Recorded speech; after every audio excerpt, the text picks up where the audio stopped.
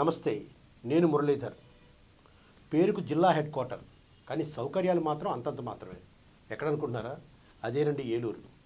ఏలూరుకు ఒక సామెత ఉంది, పంచాయతీకి ఎక్కువ మున్సిపాలిటీకి తక్కువ అన్న చందంగా ఉంటుంది ఈ నగరం అని చెప్తారు. ఏదో పాత ఎమ్మెల్యే పుణ్యానని చెప్పేసి కార్పొరేషన్ చేశారు. కార్పొరేషన్ చేయడం అంటే ఏదో దీనికి సౌకర్యాలు కల్పించాల, సెంట్రల్ లైటింగ్ మాత్రం పెట్టారు, అంతకన్నా ఆయన చేసింది ఏమి లేదు. అయితే కొత్త ప్రభుత్వం వచ్చిన తర్వాత ప్రజల కష్టాలు తీరతాయంటే అక్కడ ఎక్కడే కనబట్టలేదు. అసలు విషయానికి వెళ్తే ఏలూరు హెడ్ క్వార్టర్లో మొత్తం జిల్లా పోలీస్ అధికారులు అందరూ ఉంటారు.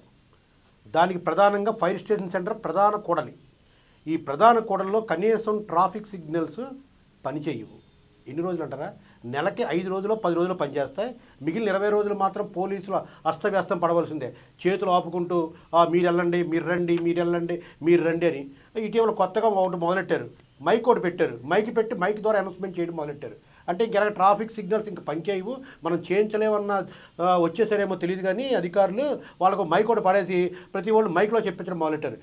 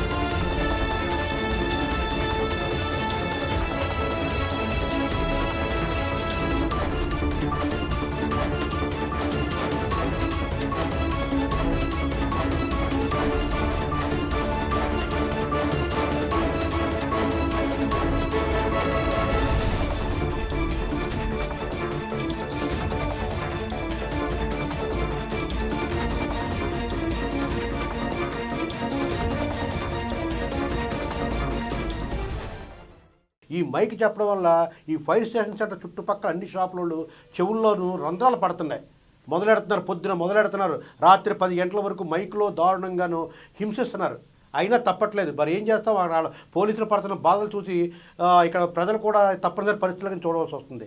ట్రాఫిక్ సిగ్నల్ ఎప్పుడు అసలు నెలకి ఎన్ని రోజులు పనిచేయాలన్నది కూడా లేదు. అసలు కంటిన్యూగా పనిచేయవలసిన ట్రాఫిక్ సిగ్నల్స్ గత 3 నెలల నుంచి ఇదే పరిస్థితి ఏలూరులో. కానీ 3 నెలల నుంచి జిల్లా అధికారులు దీని మీద ఎందుకు శ్రద్ధ చూపించట్లేదు అర్థం అవ్వట్లేదు. పెద్ద ఆఫీసర్లు, ఐజీ గారు ఉంటారు, ఎస్పీ గారు ఉంటారు, ఇంకా పెద్ద ఆఫీసర్లు ఉంటారు. అదో మళ్ళీ కోర్టు ఒకటి ఉంది, జిల్లా కోర్టు, పెద్ద జడ్జిలు ఉంటారు, వీళ్ళందరూ ఉన్నారు. మరి దీని మీద ఎందుకు శ్రద్ధ తీసుకోవట్లేదు? కానిస్టేబుల్ చెయ్యి ఊపితేనే కానీ వెళ్ళలేని పరిస్థితి అయితే ఇక్కడ ఈ నగరంలో ఏర్పడుతుంది. చాలా సిగ్గుచేటుగా చెప్పుకోవచ్చు.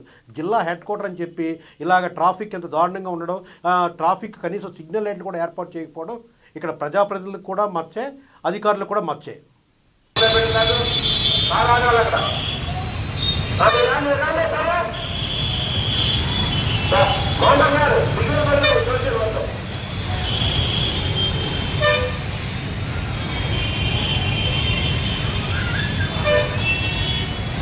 రావాలి నా బస్సు సార్ మీరు పంపించాలి అక్కడ చూడకుండా రాయా బస్సులా ఆంధ్రపడ్డ ఆంధ్రప్రదేశ్ పట్టచ్చు.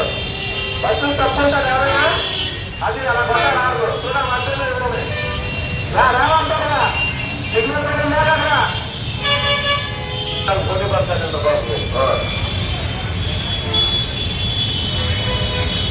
ఆటో ఇల్లు తిరిగి మాట్లాడతా బస్సు ఫ్రీలంతా వెళ్ళిపో, ఆటోలో వెళ్ళిపో ఫ్రీగా. బస్సు అట్టుబడింది వెనకమ్మ ఫ్రీలంతా వస్తుందా?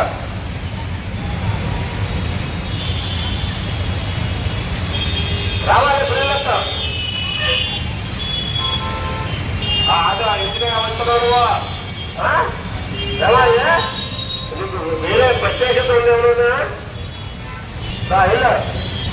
రావాలి అక్కడ రండి, ఫ్రీలంతా రండి.